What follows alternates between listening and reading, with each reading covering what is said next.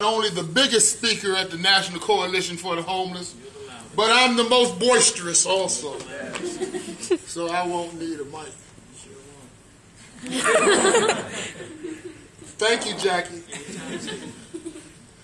It's my pleasure to be here amongst you. I've been on the Speakers Bureau and associated with NCH for the last 3.5 years, and I really like NCH. I think I like them most because NCH is a fighter. They're an organization that fights for the rights of those that can't fight for themselves.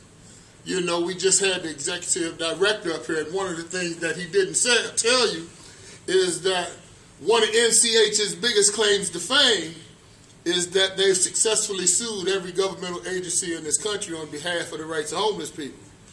Yeah. And that's saying something. Well, except one. They haven't sued the Bureau of Wildlife and Fisheries.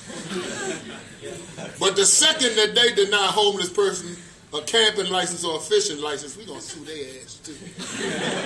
Okay, you can bet that. Okay.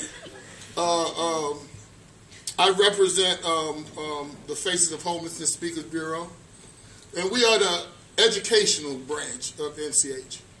NCH has a single mission, and that's to end homelessness. And we do it through advocacy, legislation, and education. And we are 3 of the speakers that help represent them in the area of education. I'm going to start off by asking you guys a question. I would like for you guys to give me some of your one-word stereotypes of homeless folks. It's not necessarily what you think, what other people think, what you've heard. Give me some one-word stereotypes. Yes, sir. Yeah. Actually. One word. Lazy. Lazy. That works. Angry. Yeah. Dangerous.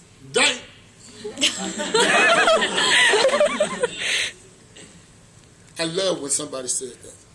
Anybody have a cell phone? Anybody have a cell phone? Yes. Okay, well, I want somebody to call me. Now, the reason I say that is because a psychologist told me a few months ago that when you pass 40 years old, that your ringtone can tell them a lot about the personality of the owner. That's something you could probably think, probably so. I want you to give me a call.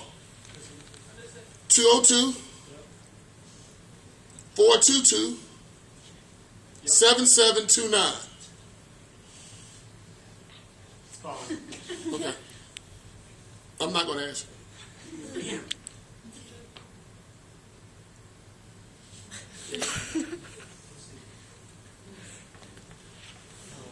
Okay, here we go again. We must be in a basement.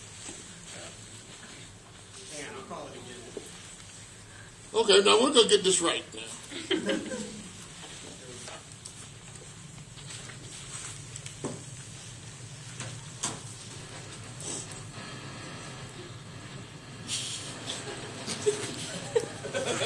And the reason that I do this is because people often say that homeless folks are dangerous. But if you were to see me walk down the street as a homeless man, you'd probably be a little scared. Not because I was homeless, because I'm a big black dude. You probably feel a little nervous, you know. But if you were to see me and my phone was to go off. Anyway, my ringtone is ring-a-ding-ding-ding-a-dong, ring-a-ding-ding-ding-a-dong.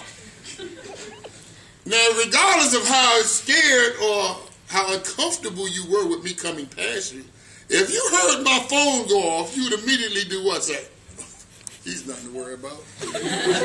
He's got a ring-a-ding-ding-ding-a-dong on his cell phone. And that's what that is, man. That's a stereotype. Homeless people are just like you guys. You know?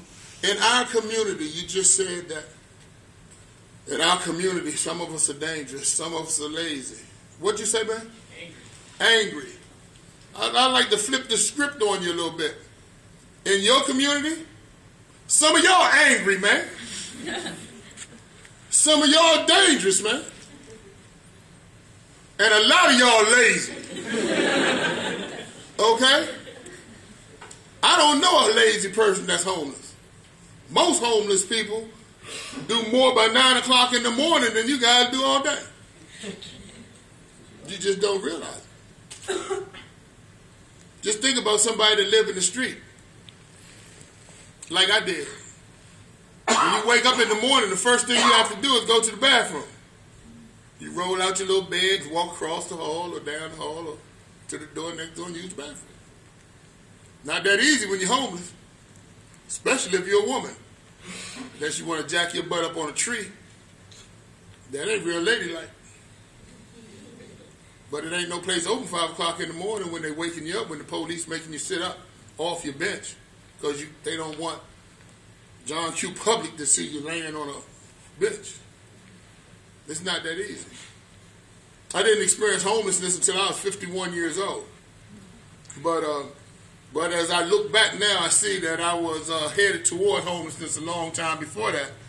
Unlike Jackie, I wasn't born and raised with a silver spoon in my mouth. I didn't have no servants. I grew up in the hood. I grew up in Southeast D.C. You know. I didn't have a father in the house. It was just my mother, 2 sisters, and myself. My mother didn't believe in social services, so my mother worked 2 full-time jobs to keep a roof over her head. And as admirable as that may sound, when you're a single parent and you work 2 full-time jobs, that leaves absolutely no time for your children in your life. So to this day, me and my sisters have no recollection of us spending any family time together the whole time we was coming up. Growing up in the hood can be difficult sometimes, but it's some things that can occur that can make growing up in the hood. Grab your phone. Your phone is What? Just it's feedback or something. Oh. Will you shut off the mic? Yeah, it's right on the phone. Okay. Perfect. Thank you, Neil. You bet. There's some things that can make growing up in the hood more difficult than it actually has to be. For an example, one is if you're gay. If you're gay and you grow up in the hood, you better grow a thick skin and you better grow it fast. Because there's going to be always somebody in your face calling you out your name, trying to humiliate you all the time. And you're going to have to learn how to deal with that. And the second is if you're just soft. If you soft, there's always going to be that bully that's trying to take your money, harass you, humiliate you in front of everybody else. And you have to learn to deal with that. Well, I'm not gay. But boy, am I soft. I am soft as toilet paper. It's not hard to hurt my feelings at all. I'm the same way today as I was when I was 12, 13 years old, growing up in the hood. The only difference is today I know how to handle it. When I was a kid, I didn't know how to handle that emotional thing. It didn't help that, you're not going to believe this one, it didn't help that back then I was like the fat kid in the neighborhood. I know how hard that is to believe with this six-pack I got here. But I was like the fat kid in the neighborhood, and you know, fat kids are always picked on. And I was picked on all the time. People was always talking about me. I'd excuse myself to go to the bathroom or walk behind a building and wipe a tear from my eye, you know, because I couldn't allow them to see me cry or see a tear drop out. But kids are vicious, you know. Kids are vicious. People don't realize that some of the words that come out of their mouth are so hurtful, you know, and it used to just destroy me.